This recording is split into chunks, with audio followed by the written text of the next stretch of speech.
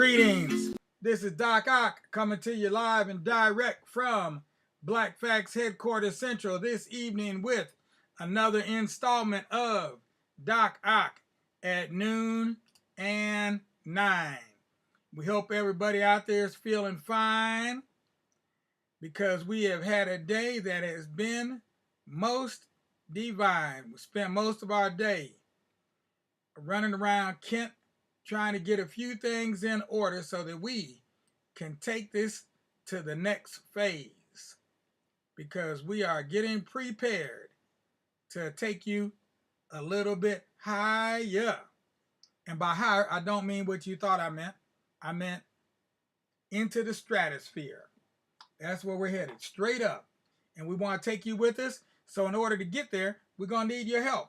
So the first thing we'd like you to do, if you're watching this on Facebook, give us a like.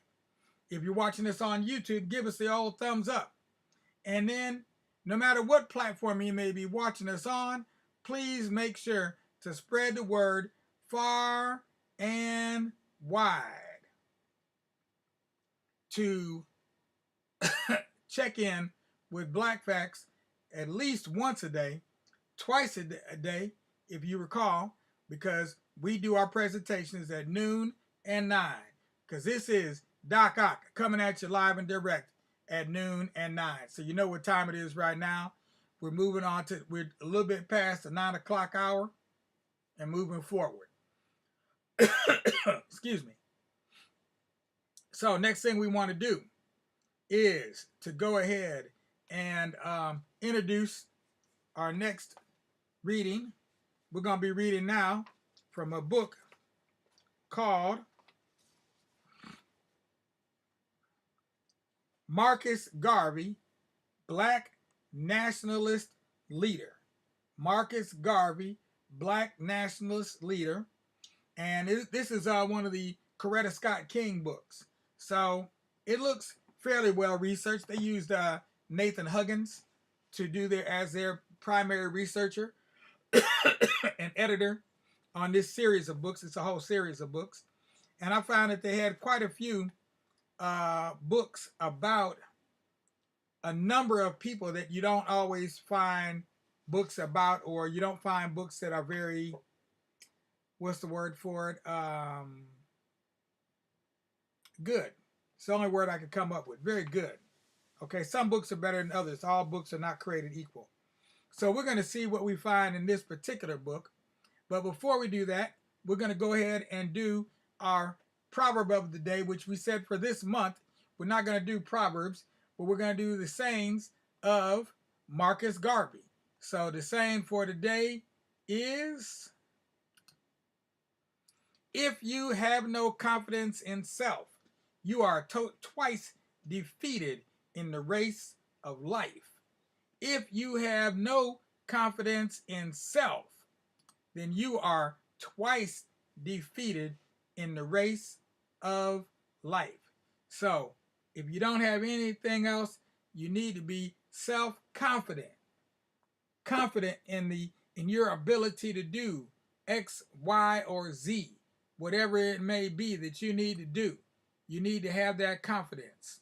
So gird up your loins and get ready to fly, young bucks, because that's exactly what we're getting ready to do right now.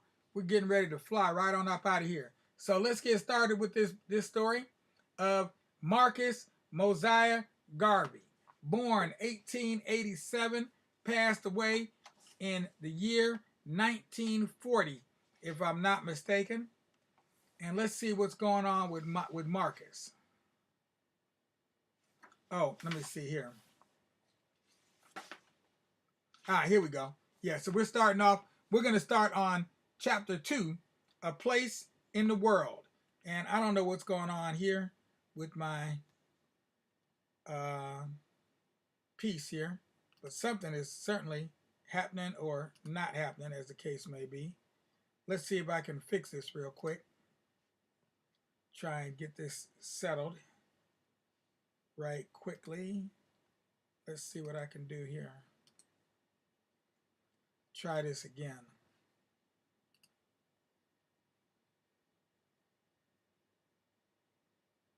There. And now we'll go here.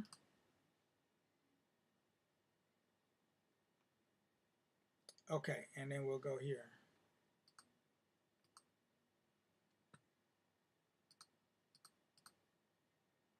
All right, there we go. Now I think we're ready now. Let's see if that'll do it. A place in the world. Marcus Mosiah Garvey was born on August 17, 1887 in St. Ann's Bay, a picturesque little village on Jamaica's northern coast. The 11th child of Sarah and Marcus Garvey, he and his older sister Indiana were the only children in the family to reach adulthood. So, the 11th child and only 2 made it to adulthood. All of the others died during their childhood. Christened Marcus after his father, Garvey was given the middle name of Mosiah as a result of a compromise between his mother and his father.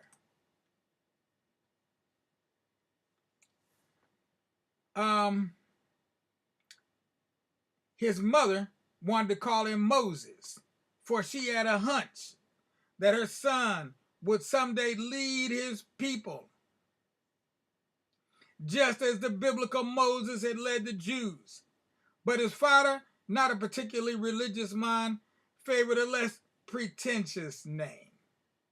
They settled on Mosiah, although most people just called the youngster Mose, or some of those who treated him more unkindly just called him Ugly Mug.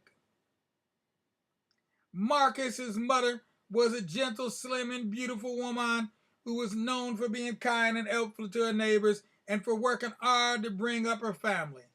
Because her husband found employment only sporadically, the task of supporting and educating the children often fell to her.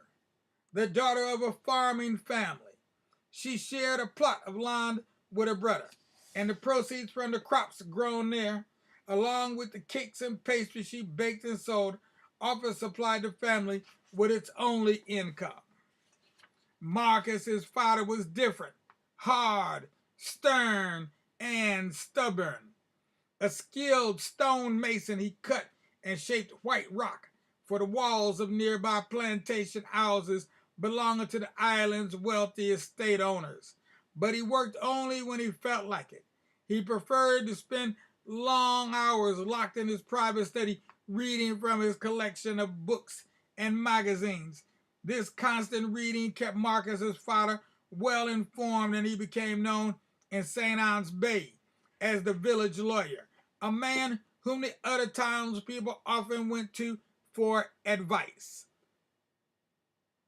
He was so respected in the town that everybody, even his wife, called him Mr. Garvey. My father, Marcus wrote later, was a man of brilliant intellect and dashing courage. He was unafraid of consequences. He was severe, firm, determined, bold, and strong, refusing to yield even to superior forces if he believed he was right. Yet these qualities eventually caused the downfall of Marcus's father. The early Garvey received a newspaper every week for 20 years, assuming it was a gift from the publisher.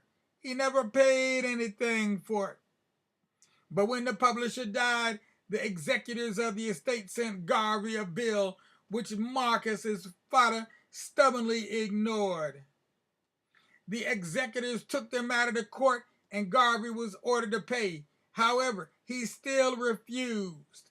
So the judge sold one of the Garvey's family properties to cover the debt, which had increased because of the court costs.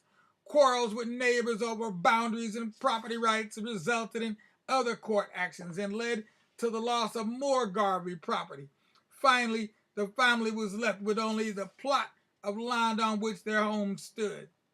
Stubbornness and pride were character traits that Marcus's father may have gotten from his ancestors. He was a descendant of the Maroons, escaped Jamaican slaves who bonded together during the 17th and 18th centuries to fight the island's British colonial rulers. As Garvey liked to say sometimes, the black skin is not a badge of shame, but rather a glorious symbol of national greatness. And this is how the Maroons, this is a typical attitude of the being expressed by the Maroon people themselves, for sure. Located in the Caribbean Sea, part of the group of islands known as the West Indies, Jamaica had been ruled by foreigners for centuries. In 1494, conquistadors arrived from Spain and virtually destroyed the native Arawak Indian population of Jamaica, making the island into a Spanish colony. Spaniards ruled Jamaica until 1655, when it was taken over by the British and briefly became a haven for pirates preying on Spanish shipping.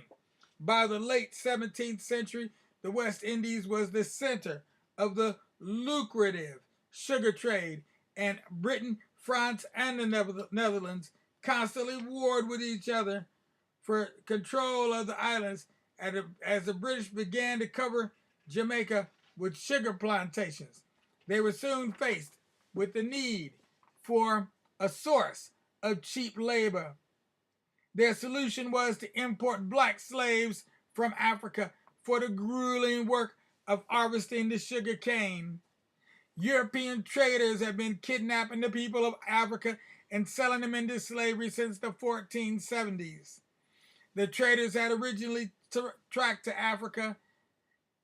Africa in search of gold and treasures, but they soon began buying people instead, dealing with both small coastal tribes and powerful West African nations that sold slaves in return for guns, rum, ammo, cloth, and other European goods. During the centuries that the slave trade continued, an estimated 60 to 100 million blacks were taken from Africa and sold into slavery in the New World.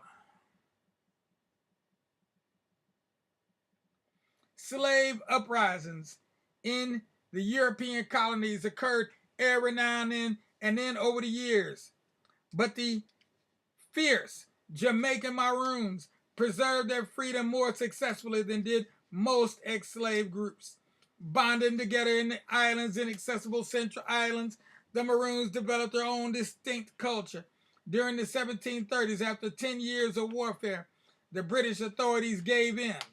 They awarded the Maroons tax-free land of their own and gave them the right to govern themselves. However, most of the blacks on Jamaica remained slaves. In 1833, slavery was finally abolished throughout the British Empire. The blacks of Jamaica became free but did not own land and were poor. By the time of Garvey's birth, they were starting to agitate for better conditions. Jamaica then had a population of about 600,000. Approximately 80% of the island's inhabitants were black. Yet this large segment of the population was primarily a poor laboring class. The whites, who formed only about 2% of the total population, were members of the upper class. The remaining 18% of the Jamaicans were mainly coloreds. In other words, people of mixed race and who formed the middle class. And we'll stop right there and pick up from there tomorrow. And tomorrow and tomorrow. Yes. Actually, the story's going along fairly well. I think I might have forgot to keep my slideshow going, but bees that way sometimes. Bees that way sometimes. Sometimes I feel like a motherless child. Let me just put a bookmark in here, and then we'll be all straight, ready to go for tomorrow. Okay, I put a bookmark right there. All right, peace out. Now, okay, so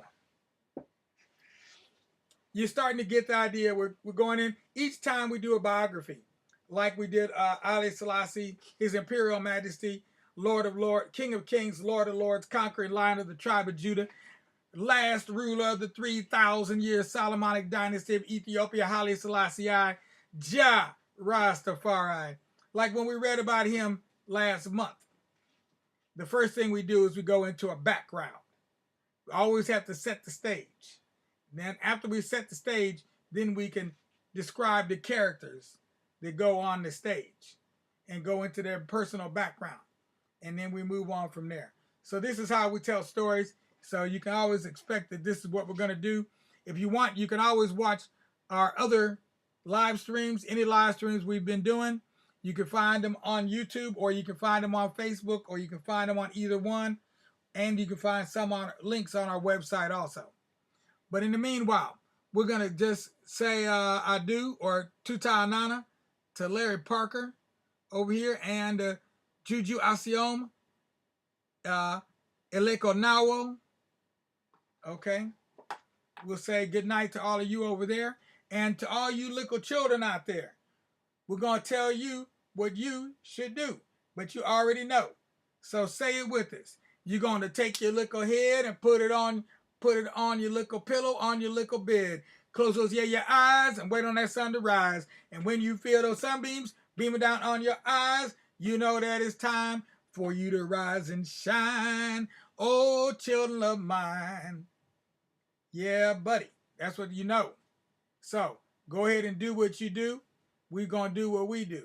All you adults out there, if you haven't given us a like already while you're watching on Facebook, do that. If you haven't given us a thumbs up on YouTube yet, go ahead and do that. And then last but not least, this is the second day of the month. It's time to make that donation. Make your voice heard through your donation. You can do that on our website, blakfacts.org. That's where you find me. Do that. Or you can do it right through the Facebook. Go to the,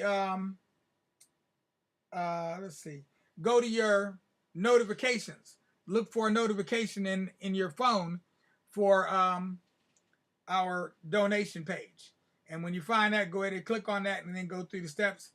Good donation is about $30 to $40. That's a good donation. And we appreciate all of the support we've been getting from our friends, our family, and our enemies too. Right about now, we're going to go into our extra.